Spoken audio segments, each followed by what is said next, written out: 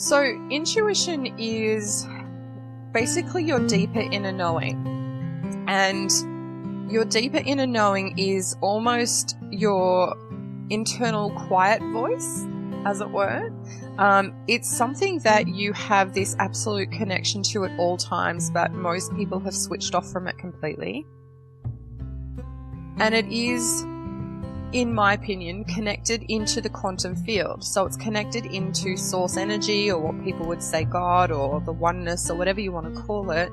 The quantum field is basically this connection into everything. So in my experience and in my knowing and in my teaching, what I've found is that our intuitive knowing is also connected to almost channeling our highest good. So connecting into all that is and getting universal knowledge to come and guide us as well. And when we can connect into that in our stillness, it requires stillness if we're not skilled in it, because we're just so used to listening to our mind. When we can learn how to tune into it, it's this really clear navigation tool for our lives where we can literally stop guessing about it.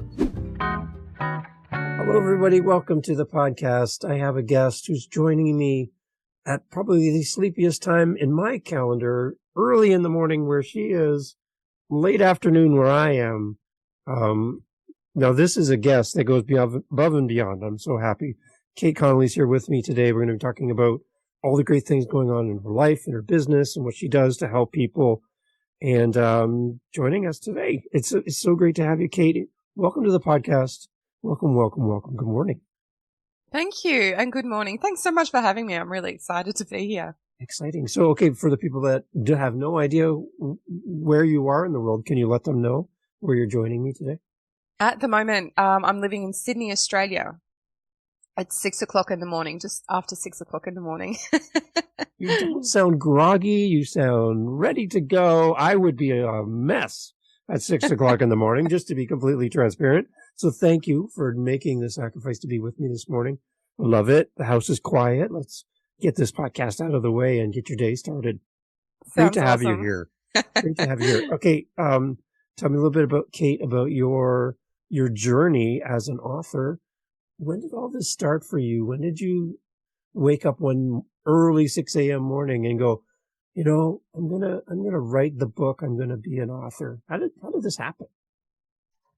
It was actually introduced by a friend to me, actually. I was talking with her about moving all my work online, trying to do more online healing and courses, and I do a meditation class, and I was chatting with her about how I could get my message out there. I wasn't a huge fan of, at the time, trying to spend a lot of time doing marketing and whatnot. And she's like, well, why don't you do a book?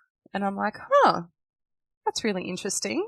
The short, sharp marketing stuff doesn't necessarily work with my kind of brand of work, I suppose. So I thought, well, it's a really good way to get my voice out there in a decent chunk where people can hopefully get into it and understand and see the kind of work that I do, and then get excited from that point rather than seeing, a 30-second ad or something where they're not necessarily going to get a good feel. And I got quite excited and I called a self-publishing company, and they said, yes, your kind of book sounds really good. So I thought, oh, okay, great. Let's give it a go. Let's see what happens. So that was basically, how it started really quickly. That was about 5 years ago. 5 years ago. Okay. What kind of doors open for you now that you have a book, then compared to when you didn't have a book? What kind of things have happened for you? Well, this podcast, I've had, some bookstores take it on. The self-publishing world is a relatively challenging one, because you essentially have to self-promote everywhere, which is, again, I didn't quite realize, more marketing and more kind of, putting yourself out there. But it's also, even with my clients in my clinic, I've just got it sitting in the waiting room and, a lot of people buy it and then they kind of Right. get more of they get more of an insight into what I'm doing. And then they'll, sometimes join my meditation class, which I do online.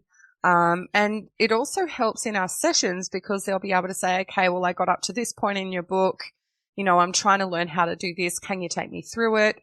Or, I saw that you were speaking about XYZ in your book. I don't really understand how to, practically bring that in. Can you help me? And so I'll be able to kind of help them more deeply in their sessions as well.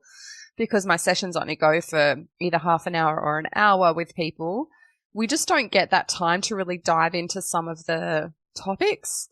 I do some kind of, workshops and courses and whatnot, so we can dive into it then, but not everybody has the time to do that. So kind of having like a takeaway book has been really helpful for them to kind of go in to more detail really and to start to explore themselves and their intuition, which is what the book's about, on a deeper level. So that's been really great. And also even just with my colleagues, my professional colleagues, just kind of getting that information out there and also, ideally then pushing it further out into the world where, my ideal is that people start to really learn how to trust themselves and get themselves into a state of intuitive knowing. That would be my absolute ideal. And I'm just going to put myself out there as much as I can because I think this is just such an important topic. I think everyone should know about it. Excellent. Okay, so let's do this. What is the name of the book? And tell me more about who you wrote it for then. Okay, so it's called The Intuitive Heart Revolution. And I wrote it because I wanted to give a lot of people who were starting some kind of internal journey, as it were, just some guidance, because ideally it's kind of a guidebook from, okay, my life isn't really working how I want it to be. My relationship is bad, or my job is bad, or my health is bad, or things are just not working out for me. I'm really frustrated. I want to change it.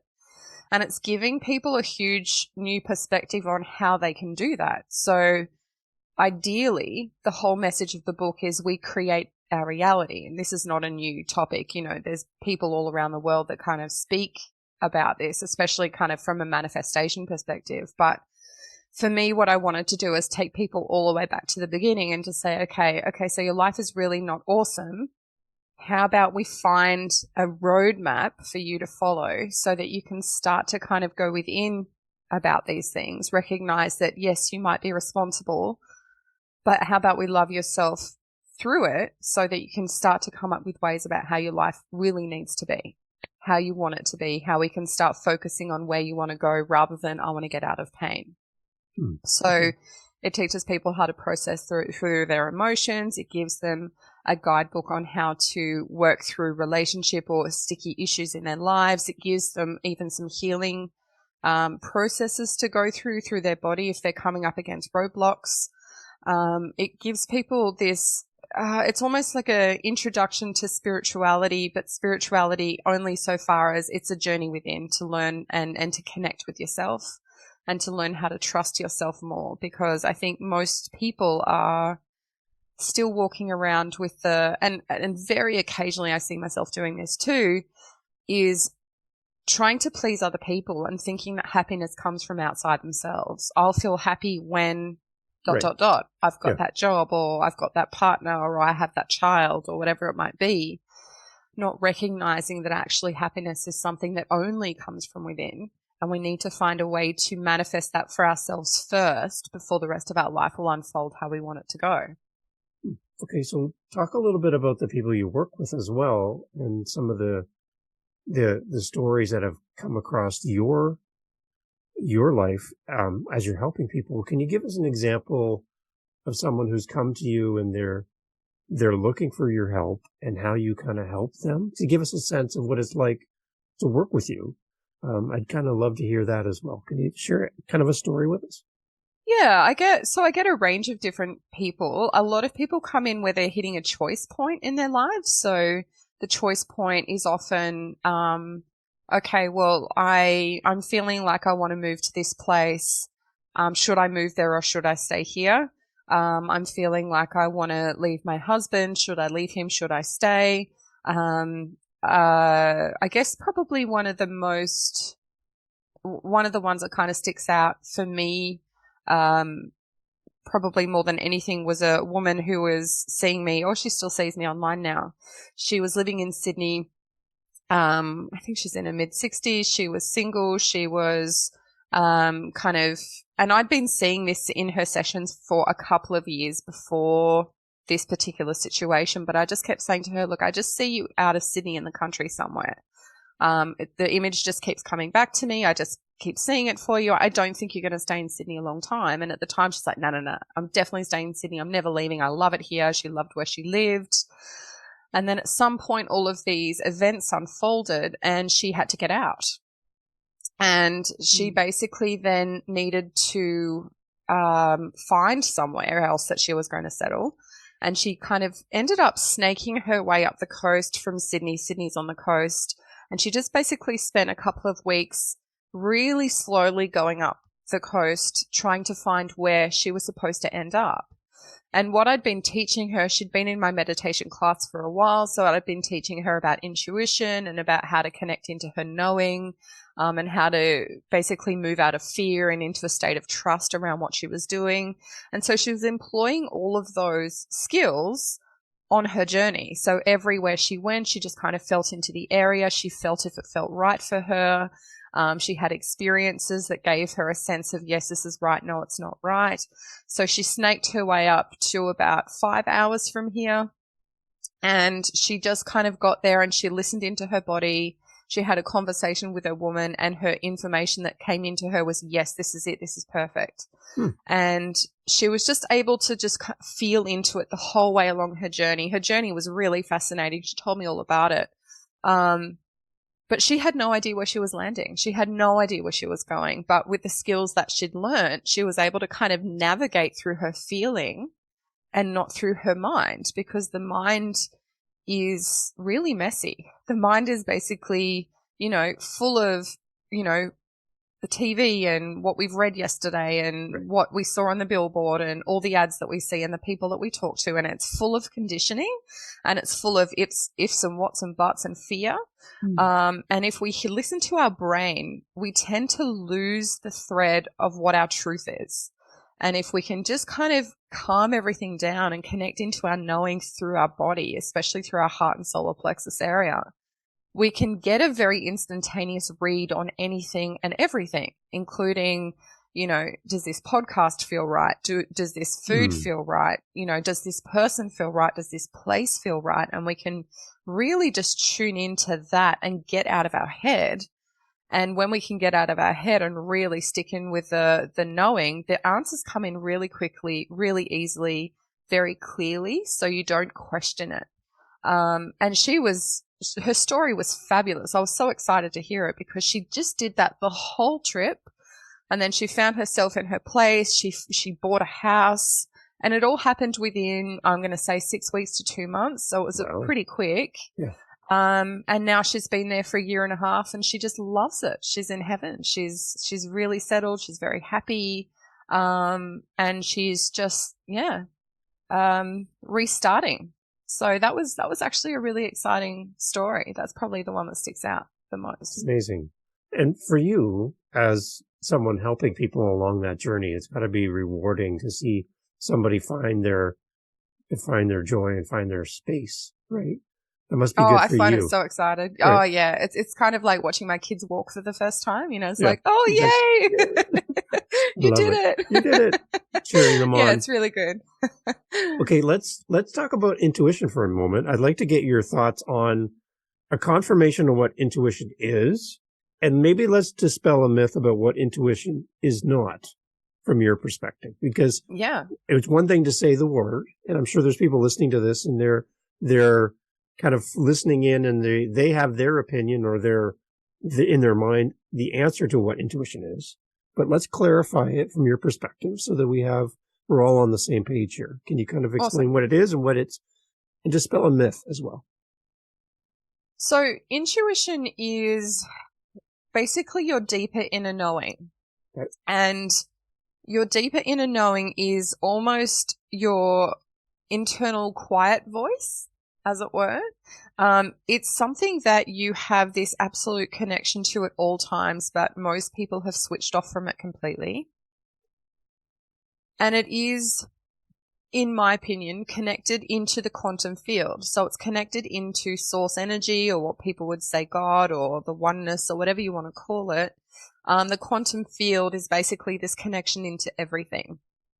So in my experience and in my knowing and in my teaching, what I've found is that our intuitive knowing is also connected to almost channeling our highest good. So connecting into all that is and getting universal knowledge to come and guide us as well. Good. And when we can connect into that in our stillness, it requires stillness if we're not skilled in it, because we're just so used to listening to our mind. Right. When we can learn how to tune into it, it's this really clear navigation tool for our lives where we can literally stop guessing about it. We can just sit with our knowing, because our knowing always feels right. You know, we always have gut instincts about stuff. Right. It's just a question of how much we listen. Yeah. And yeah, the more we listen and the more we stay in trust with it, the easier and easier and easier our life gets. Okay. Yeah. Yeah. So what about a myth about intuition that you would, if somebody came to you and said, intuition is this, and you're like, well, maybe, but maybe not. Is there anything that you're like, you hear things, people talk about intuition, and you're like, I don't know if I'm really bought into your definition of intuition? Is there anything that are kind of I tend to find when people tell me I think my intuition is saying this, I'll usually tune in and help them navigate whether it is or not. The biggest myth or issue that people have is they're listening to their mind and they're listening to the talk too much, and they think that's their intuition when it's not. Okay. Or they'll get information from somebody else that kind of says, you know, when our first gut instinct is very clear and it's super quick. And literally, I'm going to say less than half a second later, our brain can kick in. Right. And so when people come to me and they say, look, my intuition said this, but then it said that, and then it said this, and I don't know what it's telling me, I'm like, I'm sorry, but that's not your intuition. That's your head. That's your brain kicking in. Okay. Your intuition is always going to be very clear, very concise, and it's not going to have a conversation. There's no conversation. It is super clear, and when you hear it, there's going to be a part of you that goes, oh yeah, I know that, right? Oh yeah, crap, I already knew that. Yeah. If you don't get that feeling of absolute clarity and awareness, and it's almost like this feeling in your chest of, oh yeah, that's it. If you don't get that, that's not your intuition. That's something else. Okay. So, I have a question for you then. In your personal life, how is this manifesting for you recently? Has something come up and you're like, your intuition's telling you, here's the path? Has it happened for you personally? And you're just like, all the time. All the time. Okay. All the time. Yeah. So I guess probably the biggest one was when I met my husband. He was a traveler at the time, and he came to stay with my family to help out with my older two children from my previous marriage. And within a day, I just kept getting this is your person, this is your family. And I'm like, nah, no way, definitely not. And I just kept getting it, this is him, this is your family, this is your person. I'm like, nah. He was so much younger than me. He was from another country. He already had a girlfriend. I was just like, there's absolutely no way this is it. But it just kept coming in and coming in and coming in. And then after about 3 weeks, I thought, oh, okay, maybe there's something to this. And I just didn't want to listen to it. He was quite a bit younger than me. He was due to go back. He's French. He was due to go back to France. I'm like, yeah, no, this is, but I might just try and hang out and have fun and whatever before he goes back. And then before I knew it, he's broken up with his girlfriend. And then we've gotten together. And then, 8 years later, we're married with 2 extra kids. So right. That was probably, the biggest one, but I get it all the time, even just with no, don't eat that, Kate. That's not going to feel good for you. Through to drive this way, Kate. The other way's blocked. It just happens all the time. It just comes in all the time. And I can see how intuition would help just in your personal day-to-day relationships with people. When you walk into a room and you have that switch on, it sounds like your switch is always on. But Yeah. to be able to come into a room and know who your people are, as you mentioned, right?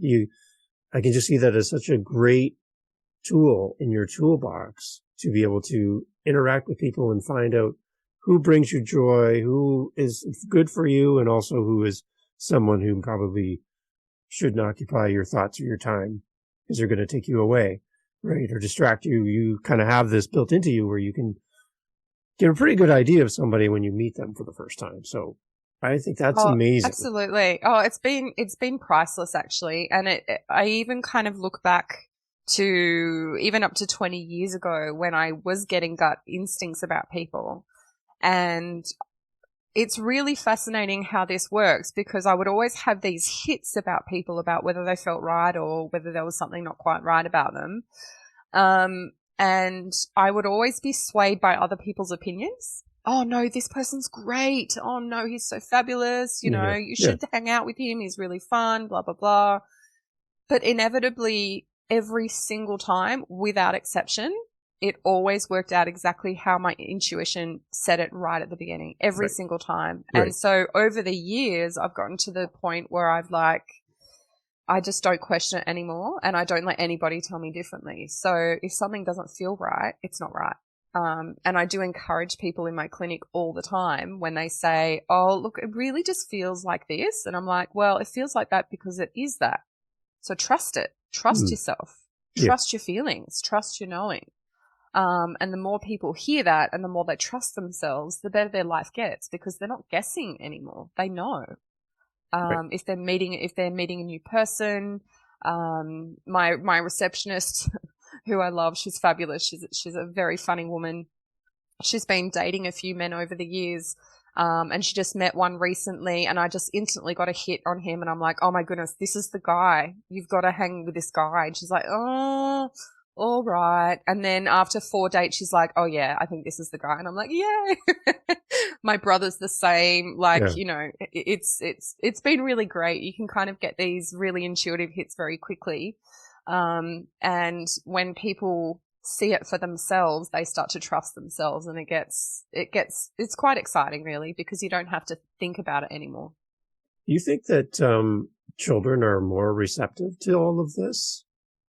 Because they haven't gone through the adult, all the people telling you, no, you can't, you shouldn't.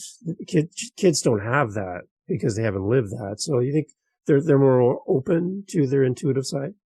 100%. 100%. So for the first 7 years, they're not actually really engaging with their conscious mind either. So their brain hasn't developed enough to create the conscious override, as it were. So everything that happens to a 7-year-old kind of comes in as truth and everything is unfiltered.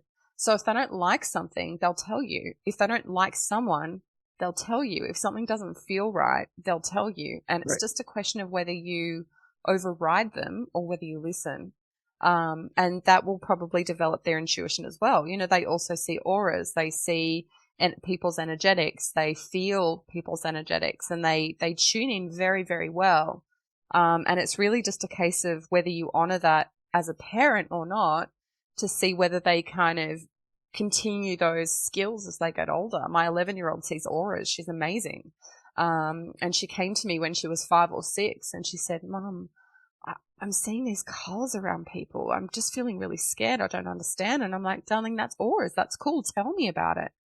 And she would explain it to me. People with blue around them are really great and people with green around them are usually not so great and people with red around them are usually pretty angry and blah, blah, blah. And so we used that as her language. And when she was at school, I said, okay, so darling, when you're not sure who to hang out with, just look for the blue people. Go hang out with the blue people. And she's like, oh, cool, great, I'll do that. And so that's what she was doing. Oh. And it'd be really easy for someone to go, oh, that's ridiculous, don't pay attention to that. But, this child came to me with this full innocence. She was so young. with, oh my goodness, I see all of this stuff and I don't understand. You could say, oh, this is probably just the sun or the light reflecting off things or whatever. But for me, it was so exciting because I'm like, oh, yay. I can't see auras, but she can. That's so exciting. Honor that. Just keep staying with that. So Yeah. even now at 11, when she's unsure about stuff, I'm like, just look at their auras, darling, and see how they're going. And that will give you an idea about whether it feels safe to go and spend time with them or ask them questions or whatever it might be. So yeah, these skills are, they're fabulous to have. And I think with kids, we've got to really nurture that and honor their knowing, because as they get older, that filtering, that brain that comes on that starts to question ourselves, that comes from when we're really young with what we're taught and whether people allow us to foster our skills or not. I was hoping that's where you would go with the answer to that, because I see that in kids all the time. For some reason, like for me personally, if I go into a room and there's small children, they just seem to be attracted to me, and I don't know why. I don't know who you are, who your parents are. And I'm like, maybe someone needs to get these kids because they're here. But I remember when I was dating my wife, her niece would separate the two of us as she was like 2. She'd get in between us because she wanted more time with me. And I'm the new person in the room. I'm the least familiar to anyone, but she was zoned on me and connected to me. And she pushed my wife, her aunt, out of the way to be with me. And I'm just like, what is happening here? Right. But she saw something and felt comfortable, and right there. Right. So absolutely. I see it. I see what you're talking about. I totally get it. I get it. They just know. They just know. It's this beautiful thing. And they have that unfiltered connection into their knowing, which is just beautiful, because they don't, like I said, their conscious brain hasn't built up to override it yet. That only starts around age 7, 8.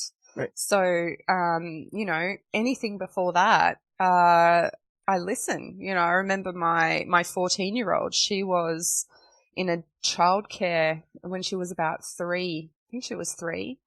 And she hated it. She would come home and she would cry and she would just say, no, I don't want this. And, you could override that and just say, oh, she was only in there for like a week, maybe, and you could almost say, yeah, but you've just started, you've got to give it some time. But she would just come home and go, no, like they push me and they, they're hitting me. And I don't think they were hitting them hard, but I think they were like patting them on the back and stuff to go to sleep and whatever. And she was really, really not liking it.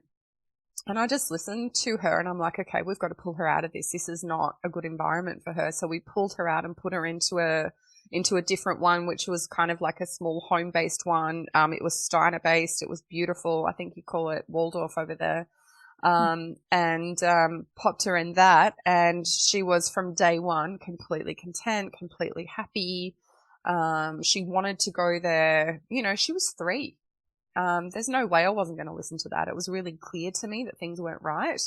And she told me, and it was just, it kind of every time you have those experiences, it validates the need to listen and to trust yourself with whatever decisions that you make, because had I kept her in there, goodness knows what kind of potential anxiety or whatever she would have had later on.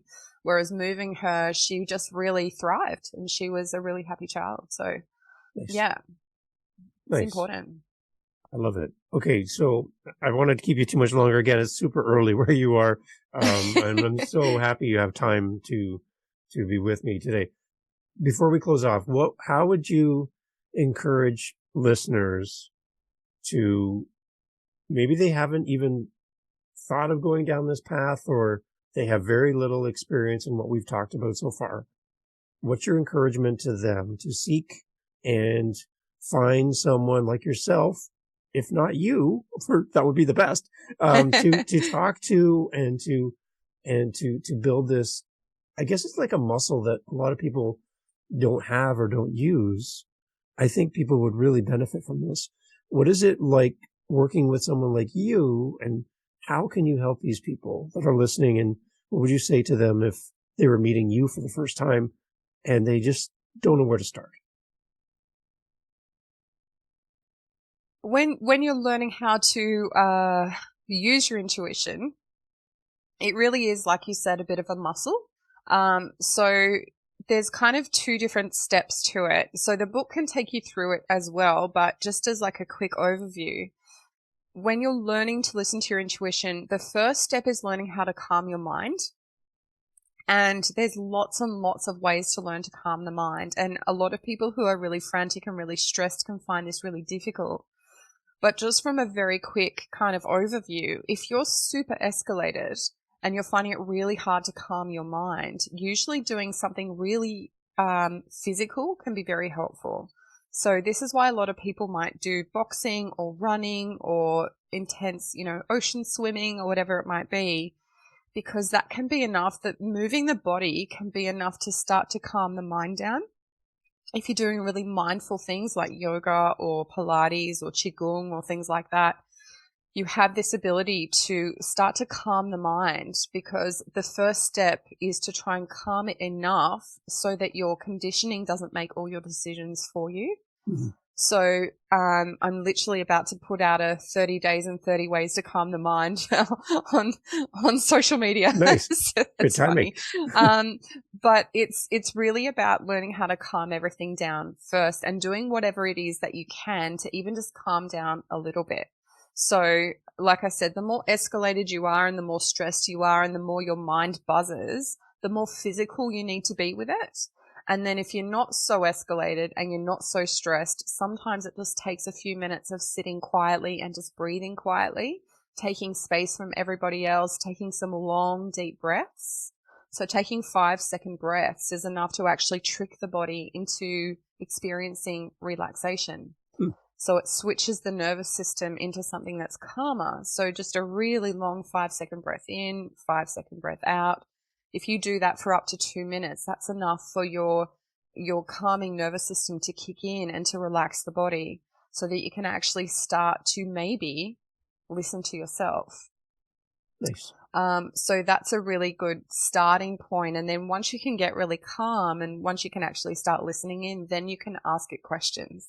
And that's when it gets a bit more exciting. So that's how you kind of start to foster the intuitive muscle, as it were. But even outside of that, I think the most important thing is that people need to learn how to trust themselves and trust their initial impression of things. So, if you're walking into a room, you can always tell, for example, when your husband or partner or child is not right, even if they say nothing, you can feel it. Right. So always trust it. Always trust. If it doesn't feel right, it's not right. If something feels right, it's right. It really is as simple as that. So if you have an awareness that something's not quite right, you've got to follow it. You've got to literally follow it down. If I, see my husband and he's not quite right and I know it, even if he's not saying anything, I must be such an annoying wife, I will hunt him down and I'll say, okay, talk to me. What is this? You need to, actually communicate about this. And then he will. And it'll be something that he's kind of stored up and not communicated. But when he finally communicates it, then all of a sudden everything can be at ease again and we can actually hit that place of comfortable connection. So it's going to happen everywhere. If something doesn't feel right, never doubt it. Just always follow it down and just see what's going on there. If you get an initial impression, always follow that first instinctual impression because it's always the right one. And just use that as a practice tool. I get people in my clinic, I just say, start with something really small, start with, do I have toast or cereal for breakfast? What feels better? Go with what feels better. Don't go with what your brain thinks is going to be more healthy. Don't go with what your brain is telling you. Even if your doctor said yesterday, stop eating toast, go with what your body is telling you, what feels right. And if you can start to follow that on a regular basis and you start to trust it, you build that muscle as well. You build the muscle. I love it. Thank you for tying that back. That was really good. I like that. Kate, thank you so much for being part of the podcast. Where do we go? How do we connect with you? Show us what's our next step. We want to reach out. We want to talk to you further. What do we do? All my stuff is on my website. So it's kateconnolly.com.au. And I've got a link to my meditation class, which I do. So it's 6:00 Wednesday morning, Sydney time. So I think it's kind of afternoon in, the US and Canada. And I've got the link to my book there. I've got link to sessions on there. I'm developing a course as well, so that will come up there later this year. There's also some free offerings on there as well, and some mini courses if you want to jump onto that. And my meditation class has, honestly, probably a couple of hundred different meditations and class videos on so many different topics. So if people want to jump on there, there's like a 2-week free trial there somewhere. You can jump on and just check it out and see if you like it. Awesome. Kate Connolly is here on the podcast. Everyone, please go check out all the links in the show notes. We'll have everything there for you. If you're at the gym or you're driving in the car and you're like, wait, what was the address again? Go to the show notes. Everything will be there. You can click and go right to Kate. And let Kate know you heard her on the podcast. And looking forward to all the great things coming down the road for you as well, Kate. Keep us up to date, all right? We like to stay in touch, for sure. I would love that. Thank you so much. I'm so grateful for you to have me here. And thank you for sharing your early morning with us. It's so awesome to have you with us. Oh, pleasure. This is a great time of day for me. All the children are still in bed. It's fabulous. Awesome. Everyone, yeah, go check out the show notes. Kate, thank you so much for being here. It's great. Oh, pleasure. Thank you so much.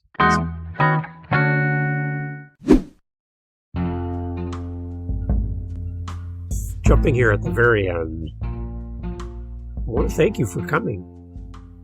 We have listeners around the world, and I got to tell you, as a podcaster, it is so great to hear back from the people who listen to the show. Now, you are still here. The podcast's over. Like, we're sweeping up and putting the chairs away. You're still here. So, hi. I would love to talk to you. No, I really, really would. I would love to hear your voice. I would love to hear from you through email. You can do all that at livingthenextchapter.com. I say it fast because I love it. Living the Next Chapter. It's the name of the podcast. .com. How's that for easy? Right? Right. So come on over there and let's have a conversation. You can set up time in my calendar. You can, air quote here, book. Book time in my calendar. Book next chapter. Let's have a conversation. Thanks for being here. See you on the next one. Cheers.